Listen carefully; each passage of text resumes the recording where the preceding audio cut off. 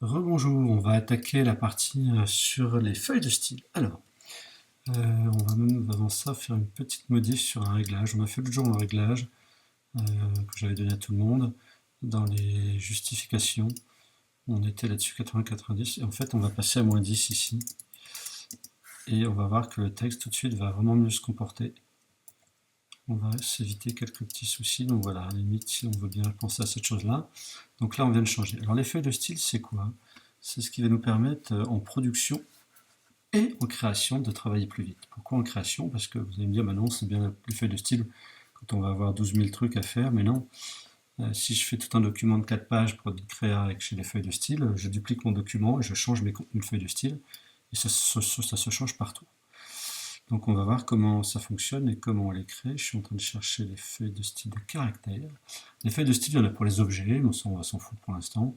Et il y a des feuilles de style de caractère et de paragraphe. Donc voilà, elles sont passées où c'est le caractère, décidément, elles sont là. Ici, par exemple, j'écris une feuille de style, je l'appelais 0, 0 titre. Okay, ça veut dire que maintenant, n'importe quel bloc que je fais, si j'écris un truc dans mon bloc, et que je sélectionne et que je mets en titre, ça se met en titre. Ok, vous avez compris la blague.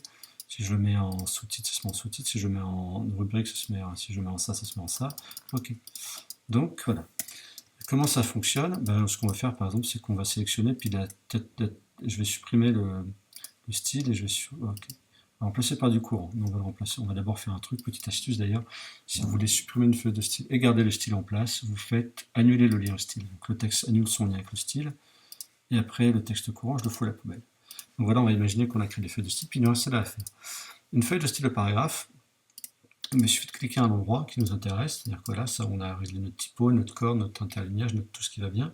Il suffit de cliquer dedans, parce qu'à partir du moment où je suis dedans, je clique, j'ai pas besoin de sélectionner, je suis dans le paragraphe.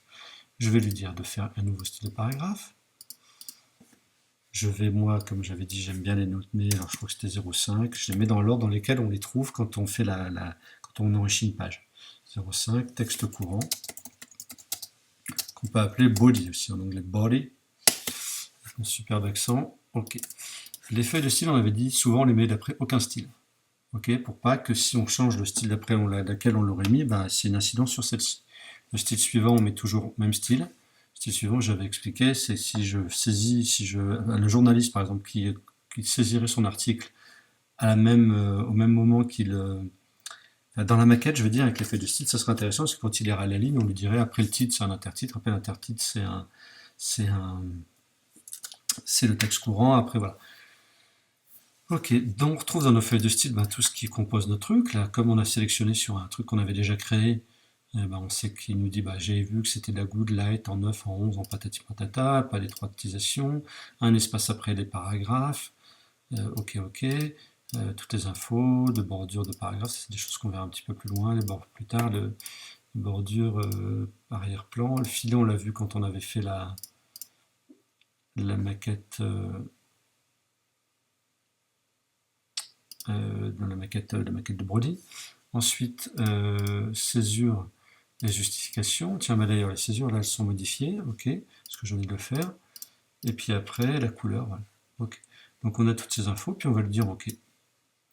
Et puis maintenant, si je fais un nouveau texte et que je sélectionne et que je mets en texte courant, ça va être bon. Donc là, je vais lui dire, toi, tu deviens du texte courant. Ce qui veut dire que maintenant, si je travaille, et puis tout d'un coup, je me dis, j'aime pas ce truc-là, j'aimerais essayer autre chose, je peux soit rentrer dans le texte courant, puis me dire, allez, on va essayer, je dis n'importe quoi, de se mettre en régular au lieu de se mettre en light. Il va me le changer partout, vous voyez. Ou alors, quand on bosse, on peut se dire plutôt, tiens, j'aime pas trop ça, je vais plutôt essayer du régular. Et puis peut-être augmenter un peu l'interlignage. Une petite astuce dont on parlera après. Moi, je me suis mis en italique. Puis si on se dit, ouais, c'est mieux, vous voyez, maintenant on a le petit plus derrière qui nous dit, oh attention, il y a un petit truc qui a été changé. Et là, on va faire un petit clic droit et on va lui dire, redéfinir le style. Et là, il va redéfinir partout. Ok. Donc voilà. Donc on sait comment la créer, on sait comment la supprimer, on sait que si on la supprime et qu'on veut quand même que le texte qu'on avait enrichi soit, regarde les fonctionnalités de la typo qu'on avait choisi, on peut lui dire comment ça s'appelle, d'annuler le lien au style. Et, voilà. Et après, on peut redéfinir un style, voilà. Et puis option de style, ben, on rentre dedans. On a bien compris cette chose-là. Ça, c'est assez basique. Ça nous permet de voir une petite chose. Il y avait une des notions qui était rentrée. Je vais faire des petits retours de paragraphes. Et surtout, il y a une petite notion que j'aurais dû décliquer. Je vais tricher une demi-seconde. Vous voyez pas ce que je fais pendant ce temps-là, c'est très bien. Il est où ce truc? Paragraphe. Voilà. J'ai changé un paramétrage. J'ai désaligné le texte sur la grille. Et ça, on verra ça un petit peu plus tard. Je referai un petit tuto sur la grille de base. Donc voilà, là, on a ici un truc qui est intéressant, c'est dans paragraphe. On le trouve là-haut, ici, un peu plus haut à droite, si on a un écran un petit peu plus grand. Et quand on va dans le menu paragraphe, tout bêtement, texte paragraphe, qu'on peut trouver aussi ici d'ailleurs, on a ce qui s'appelle ici l'espace après. Il y a l'espace avant et après. Après quoi? Après un paragraphe. C'est-à-dire que regardez, si je l'augmente, voilà, ça va nous permettre très facilement de changer l'espace. C'est-à-dire, imaginez si vous avez un texte et vous faites des sauts à la ligne. Comment dire, je vais vous faire sur un nouveau fichier. Imaginez qu'on a un texte, je vais insérer du texte de substitution, et si je fais des retours à la ligne, qu'après je me dis c'est trop grand, je vais être obligé de sélectionner, de baisser l'interlignage, de le copier, de le remettre ici, c'est juste impossible de travailler comme ça. Donc on dit à la feuille de style, même si à la limite si on n'a pas de feuille de style, hein, vous imaginez vous faites juste un fichier où vous avez un seul bloc de texte et vous savez qu'il n'y aura jamais plus que ça, mais que vous voulez faire des petits espaces après, tout ce qui est là, accessible là-haut n'est pas obligatoirement que dans une feuille de style, il peut être géré hors feuille de style, ça on s'en doute bien. Donc voilà, donc on va être capable de dire, bah non, finalement, je vais mettre que 3 ici, et puis maintenant, bah, on pourra peut-être faire un petit truc ici, aller redéfinir le style. Voilà, on va avoir nos petites feuilles de style qui fonctionnent comme ça. Ensuite, ça, c'est les feuilles de style de paragraphe. Okay, donc on en a plusieurs ici. Hein. J'en ai une ici avec la petite rubrique qui est là. Si je la change, si je reviens en rubrique, on récupère nos trucs. Donc là, on voit qu'on a des filets liés qui sont mis dedans. En plus, ça, on l'a vu dans le tuto quand on a fini d'enrichir cette page. Et puis, on va avoir nos feuilles de style de paragraphe qui sont là. Hein. On a ça, on a ça. En fait, ici, un truc intéressant, la légende. La légende, elle est ici. Et puis, regardez, j'en ai une deuxième. Parce que j'ai une légende qui peut être faire à droite. Puis cette légende faire à droite, si on rentre dedans, là, je lui dis, mets-toi sur légende. Parce que là, c'est hyper logique, c'est très pertinent, c'est du bon sens. Sauf si vous allez me dire, ouais, mais j'aimerais bien avoir des légendes en italique quand c'est des photos, puis des légendes pas en italique quand c'est des graphiques, je dis n'importe quoi. Ok, ben là, c'est vraiment deux choses différentes. Mais là, on a une créa avec un type de légende, un seul, et qui peut des fois être à droite ou à gauche. Donc là, on va le faire d'après. Ce qui fait que si je viens toucher celle-ci, puis imaginons que je la passe en bleu, puis je lui dis ici, redéfinis-toi légende, redéfinir le style, l'autre aussi, parce que l'autre il dit, bah, moi je suis basé sur la légende, la numéro 6 légende, et je viens d'être informé qu'elle avait changé, donc je change aussi. Donc ça c'est hyper logique, on est tous d'accord là-dessus. Ensuite, feuille de style de caractère. Le feuille de style de caractère, imaginons ici, ben voilà, j'ai une feuille de style ici, texte encadré, et le A, regardez, si je viens sur le A, il me dit que c'est texte encadré, mais il me dit que j'ai une fausse lettrine ici. Alors ça veut dire quoi? Je vais jeter cette chose-là, je vais jeter cette feuille de style. Et maintenant, si je reviens ici, regardez, j'ai le petit plus. Le petit plus dont on a parlé 2 secondes tout à l'heure. Le petit plus, il est toujours pour me dire, il se passe un truc en plus. Et regardez, il nous le marque en dessous, il nous marque remplacement. Remplacement, je ne sais pas si ça va zoomer dans le tuto, c'est peut-être pas une bonne idée.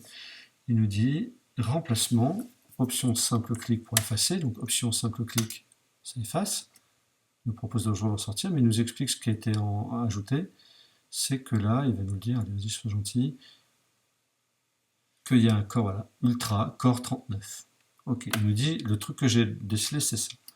On pourrait très bien laisser comme ça, puis on peut se dire, ouais, mais je vais en avoir besoin souvent. Peut-être qu'on peut venir sélectionner ici, le A en 39, venir dans le style de caractère, donc qui marchera pour un caractère. Et là, vous allez voir un truc super intéressant. Là, il va nous dire c'est de l'ultra et c'est du 39. Mais il ne va pas nous dire la famille, il ne va pas nous dire c'est de la good. Parce que si demain j'utilise cette feuille de style dans un autre document, ou si je change la typo et que je prends par exemple de la frutiguère, dans la frutiguère il y a de l'ultra, il va me dire écoute, moi ça n'a pas de souci. Tant que tu me proposes des polices qui ont une graisse ultra, ben, je serai capable moi d'appliquer cette feuille de style. Donc on va l'appeler ultra 39. puisque c'est ce qu'on a décidé. Et voilà, je valide. Et maintenant, vous allez voir, le petit plus qui est là, je vais me mettre en Ultra 39. Et le plus en dessous, il a disparu, parce que là, le paragraphe me dit, le style me dit, écoutez, moi j'ai bien vu qu'il y avait un truc un peu différent sur ce caractère, mais j'ai bien vu que c'est officiel. Il y a une feuille de style de caractère. Faisons un autre exemple. Le typo magenta, j'en avais préparé une. Elle est magenta ici. Si on rentre dans la feuille de style, elle me dit bien rien à foutre des typos. Peu importe la graisse, le machin, le bidule, on s'en fout, peu importe les espaces, les trucs, les échelles, tout ce que tu veux. Moi, je te dis juste, mets du magenta. Vous imaginez bien que ça c'est magique, parce que si je fais cette maquette et que demain je rouvre le fichier, je me dis, finalement, je suis pas très fan du magenta, j'aimerais peut-être plutôt mettre du rose. Ben, ma typo, du rose, du bleu. Ma typo, je pourrais changer le nom de la feuille de style, par exemple, typo bleu, puis il vient dans ma couleur, puis il me met moi du bleu, puis il va me le changer partout. Donc ça, c'est carrément génial. Pour notre petite feuille de style. Ensuite, dernière petite chose, on aimerait mettre une petite lettrine ici. Donc la lettrine, on va la créer. Donc la lettrine, c'est dans les paragraphes, ça on sait faire. Paragraphe, et on lui dit qu'on veut 1, 2, 3 lignes, un seul titre, et puis on va lui dire peut-être par contre qu'on aimerait avoir de l'ultra. Voilà. Je vais peut-être mettre un petit peu d'approche pour que ça écarte un peu le texte. Ok, ça serait ma lettrine. Là, ma feuille de style, elle me dit, oh là, minute papillon, il se passe un truc bizarre. Elle nous met le petit plus. Si on lui dit, pardon, redéfinir le style, il va nous faire un truc comme ça, avec des lettrines, des machins, tout bizarre, tout partout. Donc nous, on lui dit, non, c'est pas ça ce qu'on veut.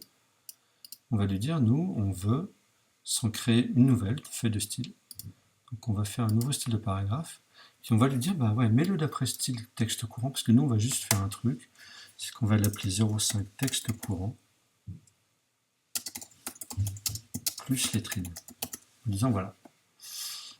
Ok, et puis on va venir lui dire ici, mon gars, mets-nous une lettrine. Les lettrines, elles sont là, 3, 1. Et puis, on peut même aller chercher, vous avez vu ça, on peut même aller chercher un style de caractère. Donc ce qu'on va faire, c'est qu'on va prendre notre ultra, notre typo bleu, on va le créer, on va faire mieux que ça, on va créer un vrai. Ok, là, il nous a fait un truc qui ne nous amuse pas, je ne comprends pas pourquoi il nous fait ça d'ailleurs.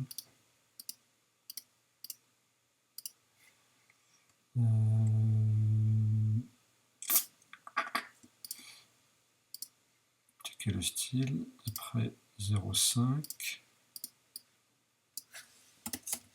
lettrine.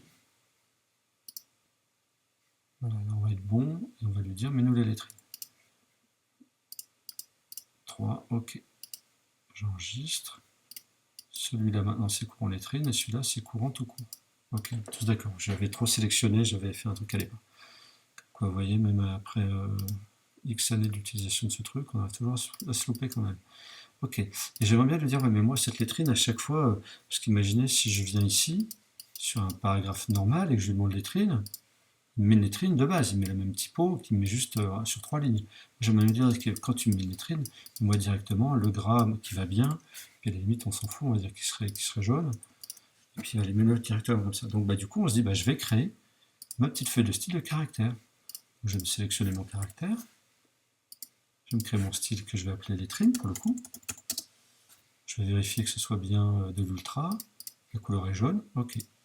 Et puis je vais re-rentrer dans mon style de courant de lettrine, et je vais lui dire, va chercher dans les lettrines ici, va chercher le style de caractère lettrine.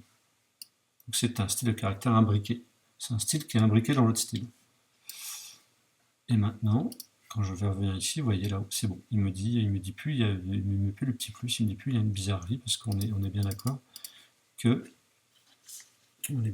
c'est un vrai style avec, si je sélectionne la lettre, ici, il me dit bien, il est censé nous le dire, enfin il ne nous le dit même pas ici, puisque de toute façon on l'a intégré dedans ici. Nous on l'a directement intégré là-dedans. Quand on revient ici, on voit bien qu'ici on y est avec le style lettré. Ok.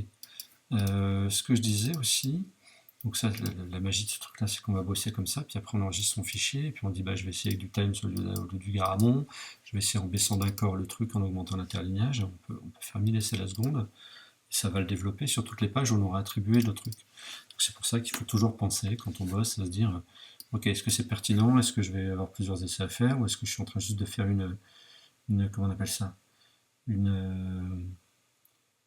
une affiche où je vais avoir juste 3 blocs de texte, et là c'est peut-être pas la peine de faire qu'on appelle ça, des feuilles de style. Après moi je vous assure que j'en fais très très vite, très souvent, et qu'est-ce que ça donne comme tranquillité de travail, parce que dès qu'on a des tests à faire, bah, on a le courage de les faire.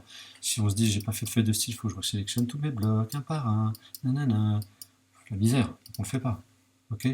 Donc on réfléchit bien par rapport à la projection de son travail. Dernière chose, je vous l'ai dit, ouais, on pourrait imaginer aussi avoir des objets à qui on mettrait, par exemple, je dirais n'importe quoi dans les FX, ici, nombre porté. On changerait la transparence, on mettrait en produit, puis on mettrait nombre porté. Voilà, et puis on pourrait définir ça comme dans les styles d'objets. Style d'objet. On pourrait définir ça comme étant un style, voilà, nouveau style. Carré pas beau, on va l'appeler avec son nombre porté dégueulasse. Voilà. Normalement, il y a plein d'options dedans aussi, il y a plein de choses à regarder. Imaginons que je fabrique une ellipse, je peux lui appliquer le style carré pas beau, et voilà, j'ai ma transparence. Et ça, je l'utilise très rarement, mais en fait, quand on voit ça, on se dit que c'est quand même assez magique. Voilà, voilà. Et là-dedans, il y a quoi comme option ouais, on peut même embarquer, du coup, dans un bloc, on pourrait embarquer des feuilles de style de caractère, vous voyez. On pourrait embarquer des attributs dedans, enfin, ça a l'air ultra, ultra puissant. Ok, ok. Voilà ce que je voulais vous dire sur les feuilles de style. Voilà, puis si vous avez des questions, n'hésitez pas.